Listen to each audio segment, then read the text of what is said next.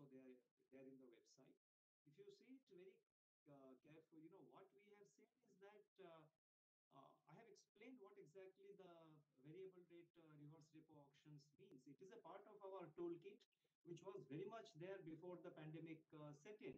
And we have overall, if you see the overall liquidity remains the same. And out of that, a certain portion is taken under the 14-day reverse repo window. Otherwise, the total liquidity available to the banking system remains the same. And I have explained this question of normalization. I mean, what you are referring to as normalization. I have put it in the proper context and explained it. And our liquidity stance at the moment continues to be accommodative and is in consonance with the overall monetary policy stance of being accommodative. So I'll stop here. Yogesh, next. Thank you, sir. May I request Madam Maitri Vasunmat from ET Now to ask her question? Thank you, Yogesh, and thank you also, Governor. I'm taking off from where Lata left on the forward guidance of keeping monetary policy accommodative. This was presumably based on the assumption earlier that the fiscal deficit would be in the range of 6 to 7%.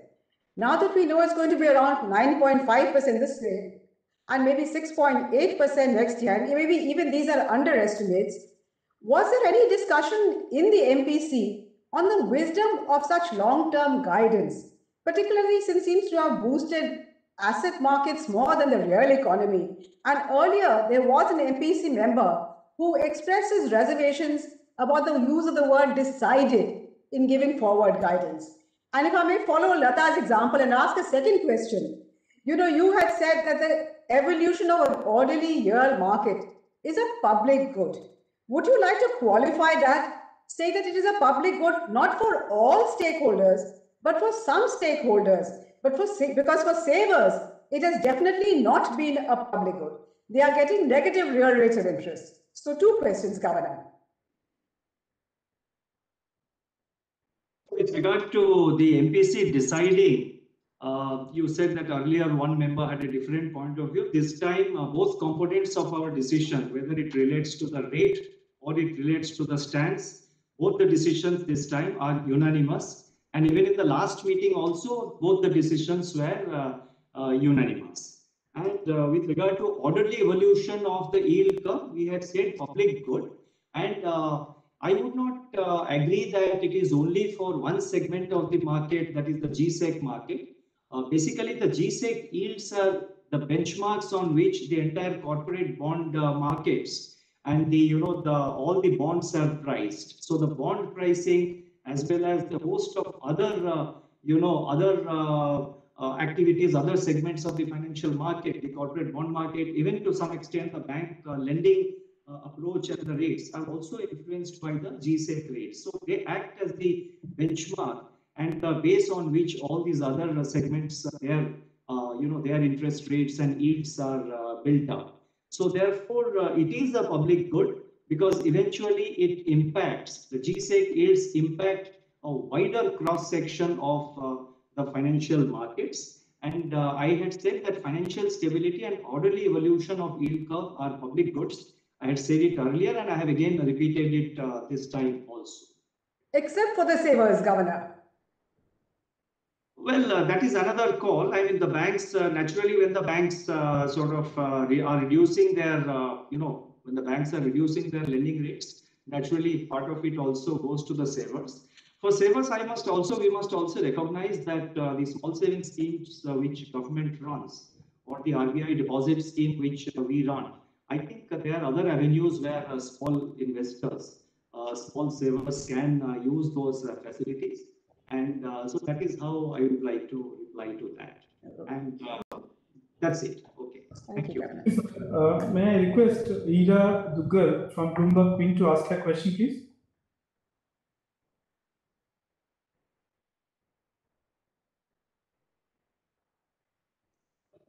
You have to unmute.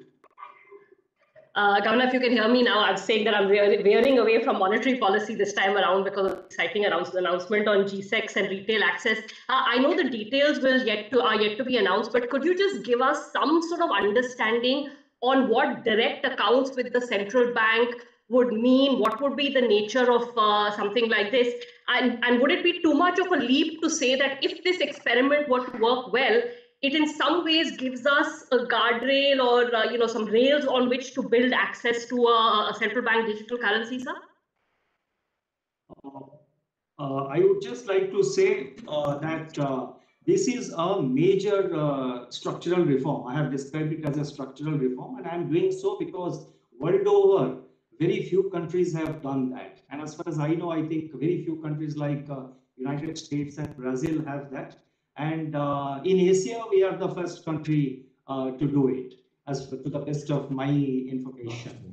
And it has been our endeavor, both government and the RBI, for a long time to make the GSEC market accessible to retail investors. And we have this aggregator model through stock exchanges and other kinds of access which we have provided. But now we are giving a direct access to the retail investors. And about the modalities and all, I would request our Deputy Governor, Mr. Kanungo, to supplement. With regard to digital currency, I think our document on, we have already released it, our digital payment document spells out the digital currency. It is a work in progress in the RBI. So I would pass on the question with regard to this individual gilt accounts. Mr. Kanungo, Deputy Governor, could elaborate on that. Thank you, Governor, and thank you, Ira. As Governor has already mentioned, this is a very significant development. As you know, for the last so many years, we are trying to broad base the government securities market, and with the size of the government borrowing, it is absolutely necessary that the investor base is broadened. So this is an important step that has been taken. So far, we had the retail investors, they were in a position to access the NDSO through an aggregation model. I mean, the stock exchanges, they were allowed to aggregate the demand and place a bid with the Reserve Bank of India in the NDSO.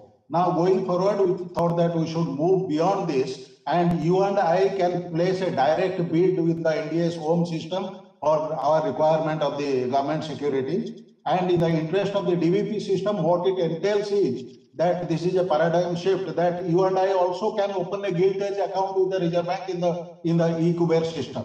So that is what it is, that it will be a direct participation in the government securities market in the bidding process, and in to operationalize that, the individuals will be allowed to open a gilt account in the Reserve Bank's e-Kuber system.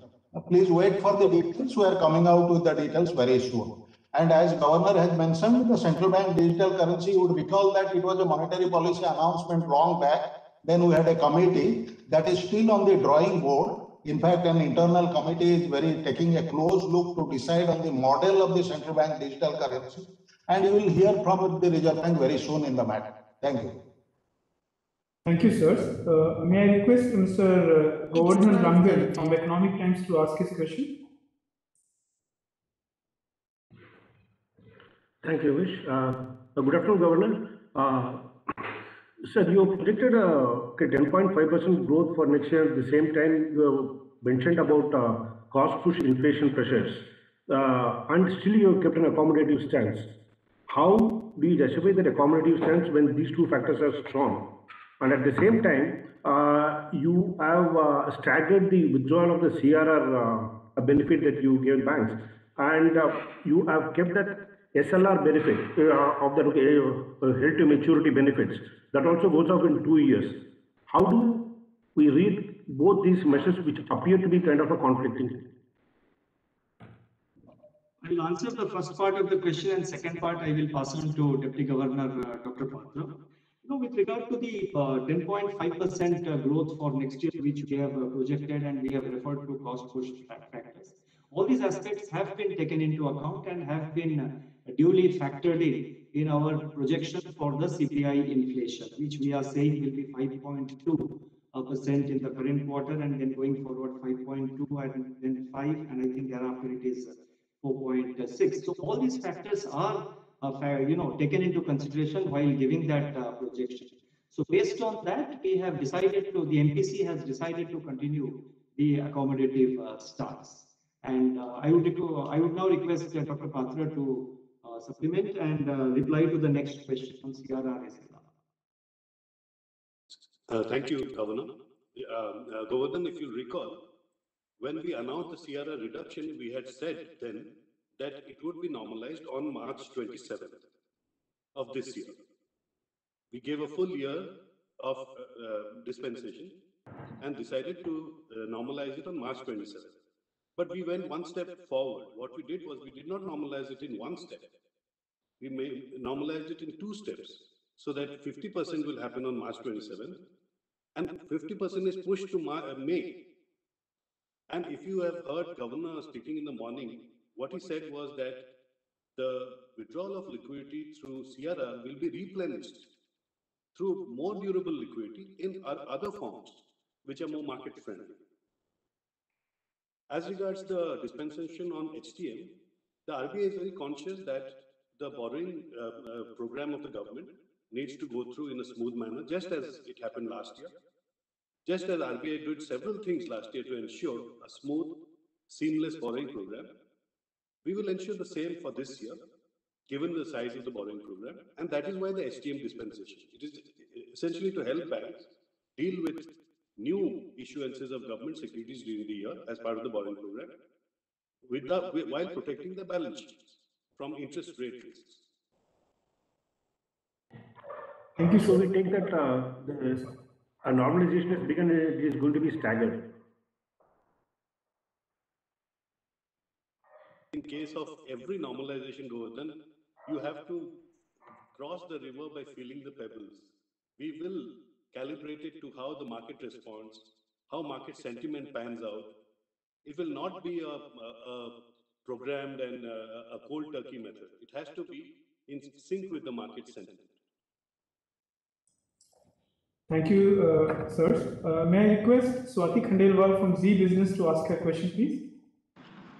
Yeah. Thanks, Yogesh. My question to Governor is, sir, can you see me?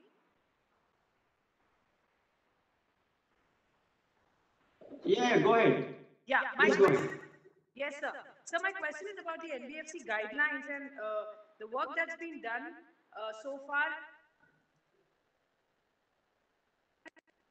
So that we will see, and any meetings, etc., lined up to get the final shape. What are the kind of timelines that you've set in mind for the NBFCs and their way forward, sir? The NBFC discussion paper is out, and I think we have called for comments and we have given time up to, I think, we have given 30 days time. The document was released around 22nd or 23rd of January. We have given 30 days time. So once the comments come in, we will examine that and take it forward. The key thing to be noted about the NBFC document is that the kind of focus it is giving on all aspects of governance. And that is something which you would see in our overall approach running through, whether it relates to banks or it relates to NBFCs or it relates to the urban cooperative banks. I think the focus on governance is the key thing that you will see as the common underlying theme on all our regulatory and supervisory approaches to various segments of the market, particularly banks, NBFCs, and everything. So once we get the comments, we will take a decision in this regard. And may I also just request all parties, all of you to please just confine yourself to one question so that we are in a position to entertain, more questions from more number of participants. Thank you. Thank you. Thank you, sir. Thank you, sir. We'll keep that in mind. May I request Anup Roy from Business Standard to ask his single question? Yeah, thank you. Sir, one question about this retail direct scheme. It's a great scheme. Just one clarification. Have you considered what impact it will have on banks' deposit mobilization and mutual funds, etc., all these fixed income schemes? They will be rendered probably useless by savvy investors. Particularly, what impact it will have on the banking system as far as deposit mobilization is concerned? What's your assessment, sir, on that?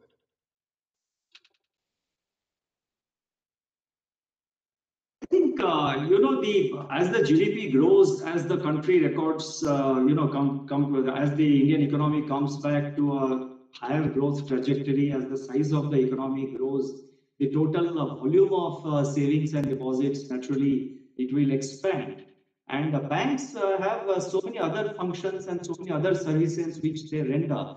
So we feel that it will not undermine the flow of deposits to banks or mutual funds. It is one more avenue which is now made available.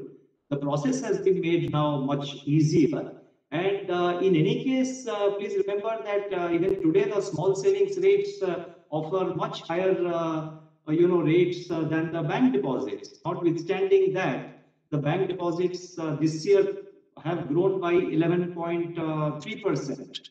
That is the deposit growth. So we don't feel that it will in any manner cut into the bank deposits. I think the size of the pie is too large to support. And this is a kind of a new access which we are giving. Thank you, sir.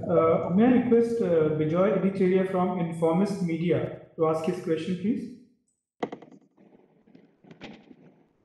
Thank you, Yogesh, sir.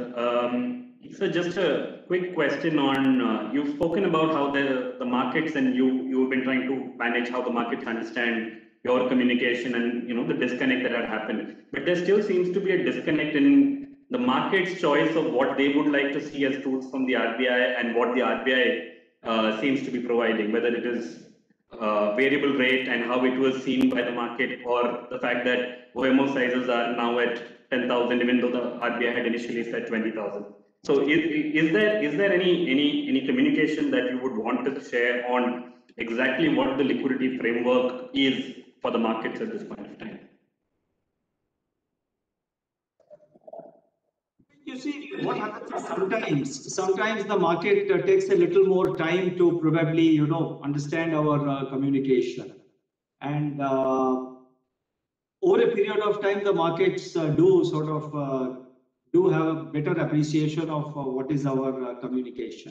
With regard to the OMOs, we had announced that we will now enhance the OMO to 20,000 crores. But then the situation is constantly evolving. We have a mix between the operation twist and direct OMO purchase of 20,000 crore. Then we made 10,000 crore. That was based again on a certain kind of market feedback, because the system was already flushed with 6.5 lakh crore of liquidity. So it was in a specific situation that we had taken this taken that decision. And it's a constantly evolving, the situation is very dynamic, and we will use all instruments that I think I have said it in my statement very clearly. In fact, now that my statement is there in the public domain in the website, I think the liquidity guidance that we have provided could not have been more explicit than what it is. So I'm sure the market will slowly, they will appreciate it over the next, next few days. Thank you, sir. May I request Shri Pradeep Pandya from CNBC to ask his question? धन्यवाद योगेश जी। मेरा सवाल bad bank पे है governor साहब। Bad bank को लेकर के bankers और इन्वेस्टर्स के बीच में काफी एक्साइटमेंट है। हम ये समझने की कोशिश कर रहे हैं कि आपके बयान में हमने सुना था कि ये एक ARC होगा, लेकिन बजट भाषण और उसके बाद के कुछ बयान में आया कि ये दरअसल एक एसेट मैनेजमेंट कंपनी होगी। दरअसल किस तरह का स्ट्रक्चर होगा, इस पे किस तरह की बातें चल रही हैं, और इसके पूरे स्ट्रक्चर को लेकर कितने लोन वगैरह उसमें जाएंगे, क्या फैसला लिया गया है? अगर आप हमें इस पे थोड़ी रोशनी डाल सकें, और ये कब तक पूरा हो जाएगा? देखिए, इसमें बैड बैंक के बारे में पहले तो डिस्कशन हुआ है, सरकार और फाइनेंस मिनिस्ट्री और RBI के बीच में डिस्कशन हुआ है।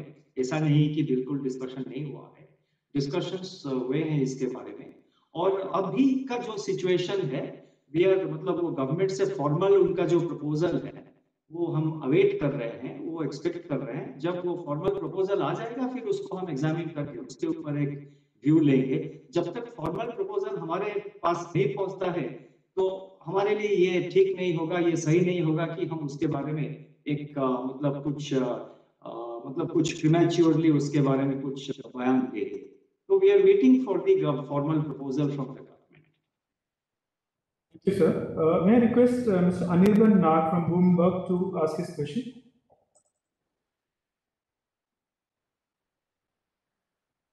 Thank you, Yogesh ji.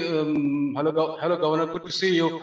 My question to you is in reference to paragraph 13 in your statement, where you bring about the forex inflows because of risk appetite. Part of the reason is a lot of people tell us is because of the high forward premium that is there in the market, which is encouraging the carry trade. Is there something that you want to do about that forward premium rates? No, we are very watchful and about the forward premium rates, and I mean it's not off our radar. And there are now, globally there is there's a lot of liquidity floating around internationally, and as I mentioned in my statement, India continues to attract a lot of forex capital inflows now, and so the forward premium we are watchful, and we will. You would have seen, if you go by our track record, we have taken measures as and when we consider it necessary, and that's it. I mean, we will. We'll take steps when it becomes necessary. Dr. Patra, would you like to supplement? Thank you, Governor. Anirban, our first objective is to protect our domestic markets from these high global spillovers. And you know that there are very high surges of capital inflows. And not only that, there's a hunt for yield. And obviously, we have to protect our markets. Our markets will remain domestically oriented. So to that extent, there are premium spikes. We are watchful of them. But through our market operations, we will ensure orderly conditions in all segments of the markets. Thank you, sir. May I request Mr. Mayur Shetty from Times of India to ask his question, please? Thank you, Yogesh. My question, Governor, is on consumption demand. The policy is very optimistic on revival. So is it clear now that all the growth numbers are being driven by fresh consumer demand and not pent-up demand as it was seen earlier?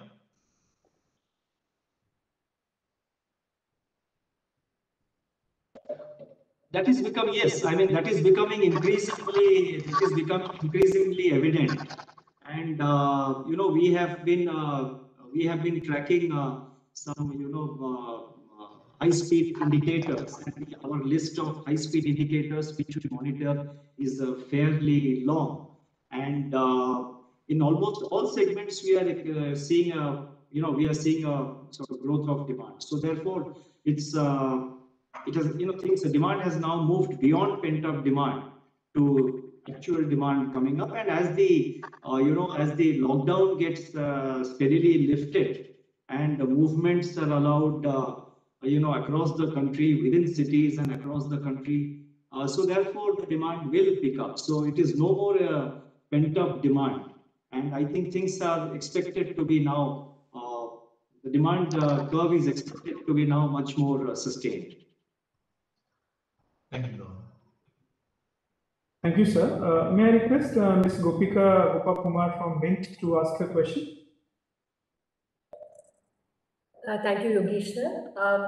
Governor, in your this is on the asset quality of banks. In your stress test, you had mentioned that the gross NPA of banks will go up to 30%, 13.5% by September. Now, this differs from the projection of banks and rating agencies, and of course, the market wants to know whether there will be a rethink or will RBI revisit how these stress tests are done, so that it gives a clearer picture to the market about any imminent risks. Could you clarify on that? You see, the stress tests, the model of the stress tests have been there for quite some time. And we sort of do them under various scenarios. We do them under the baseline scenario. We do it under moderate stress. We do it under the severe stress. And if you see the baseline scenario that we have projected is that it will be 12.5%. And we are collecting the data from various, from the banks with regard to the size of their individual stress, what kind of NPAs they are reporting. We are, apart from what comes out in the media, our supervisory process also, as a part of our regular supervision, we do an independent assessment of the true state of NPAs that the banks have. And we also take it up with the banks to make provisions in their accounts proactively. And I'm happy to note that many banks have very proactively made provisions in anticipation of higher NPAs. And that's a very positive development that's a very positive feature of the banking sector, in the sense that there is wide realization in the banking sector that they need to provide adequately for the build-up of stress. So therefore, we are constantly monitoring it, and the impact of the standstill which is there on asset classification, the impact of the resolution framework, COVID-related resolution framework, all this data is flowing into us on a daily basis. So we will have a clearer picture as we move ahead. Thank you, sir. May I request Mr. K. Ramkumar from Hindu Business Line to ask his question? Thank you, Yogesh. Governor, sir, I just wanted to know about, this economic survey is calling for a asset quality review once the regulatory forbearance is removed, actually. So I just wanted to know your thoughts, will RBI do a second kind of AQR? Thank you. I just mentioned that, in our supervision, as a part of our supervision, and I have said this before also, in the last 2 years or so, we have really deepened our supervision. In the context of NBFCs, I had said it 2 years ago, that short of announcing an AQR, our supervision is doing a deep dive to get a clear picture about the true state of affairs with regard to the non-performing assets or the bad assets and the stressed assets. Similarly, with regard to the banks, it is a part of our supervisory process. We are doing a deep dive into their, as I just mentioned in the previous question, we are making our own assessment of the true state of the NPA in each of the banks. So we have a sense of the overall situation. So we are exactly doing what an AQR needs to do, and that's already happening as a part of our supervision. Sir, may I request Ms. Swati Bhatt Shete from Thomson Reuters to ask a question? Good afternoon, sir. Thank you, Yogesh. I just wanted to understand, Governor, with the government having taken a bold decision to announce higher fiscal deficit, we are actually moving away from the glide path which was originally projected. So are you aware of any discussions that happened between the government and rating agencies prior to taking this bold decision? And is this likely to have any rating impact on India now that we've taken this move? Thank you. Rating impact, I would not like to comment. It's for the rating agencies to take their own view. All these, the matters, because it has an impact on the borrowing. Obviously, these things are discussed between the Finance Ministry and the Reserve Bank of India before the budget also. And the Finance Commission has given a glide path. The deviation from the previous FRBM targets was quite inevitable, considering the impact of the COVID pandemic, when the government revenues, not only of the central government but state governments, all the revenues crashed for a few months. But now it is good to note that the GST revenues have not only come back, but they are actually showing better collections. So there is a glide path which the Finance Commission has given, and the Finance Minister has also mentioned that they would be coming out with a glide path so as to reach 4.5% of fiscal deficit by 25-26. So we will wait for the government to take a final view on this and go forward. So far as RBI is concerned, we are, what concerns us is as the debt manager of the government, what concerns is the overall government borrowing program and the debt to GDP of the government, because we have to manage the debt, and it is already under discussion between the government and the RBI. It was an extraordinary situation, I think, which happened over the, it's a once in 100 years kind of extraordinary situation. So that's we have to see the deviation in that context. But we are confident of dealing with the overall situation in the sense that the current year's borrowing program, we are confident of managing it in a very non-disruptive and seamless manner. Please go by our track record. We did it in 2021. We have done it in 2021. The lowest borrowing cost in last 15 or 16 years. The average maturity has also got elongated. I have given the figure in my statement. And we are confident that going forward in 21-22 also, we will be able to implement government borrowing program in the most non-disruptive manner. So let there not be any doubt about this. Thank you. Thank you, sir. We are almost out of time now, but may I request you to take one or two more questions before we close? So with your permission, I'll invite Hitesh Vyas from PTI to ask his question. Hello, can you hear me, sir? Yes, please. Hello. Sir, can you hear me? Yes, go ahead, yeah. Sir, my question was regarding PMC Bank. There were 3 potential investors who were given time till February 1st to submit their final offer. So have they submitted their offer and any decision being taken on that? I have been informed. Please switch off. Please put your mic on mute. Hitesh, please put your mic on mute. Yeah, thank you. Thank you, Hitesh. So I have been informed that 3 bids have been received. The final offers have been received. And again, I am given to understand that the PMC Bank itself is evaluating the offers. They received it, I think, on 1st of February. Today is the 5th of February. They are evaluating it. And they will approach us after their evaluation is over for any regulatory. It would require certain regulatory permissions and clearances. So they will approach us. It is under evaluation. 3 offers have been received. They are under evaluation by the bank. That is what I have been informed. Thank you, sir. And may I request Mr. Ankur Mishra from Financial Express to take the last question, please? Good afternoon, Governor. I wanted to understand that what was the thought process behind allowing retail gilt accounts, and will there be some ceiling? Essentially, will there be any definition of retail? If you can clarify. I think I would suggest you, the intention behind it, I have mentioned it, and Mr. Kanungo, Deputy Governor, has also explained it. It's basically to give access to the retail investors to the GSEC market. And it is one more option which we want to provide to the retail investors. And with regard to the other aspects which you are mentioning, I would request you to please wait for our, draft circular. Please wait for our circular. Sorry, please wait for our guidelines in this regard. We will provide clarity in that. Thank you.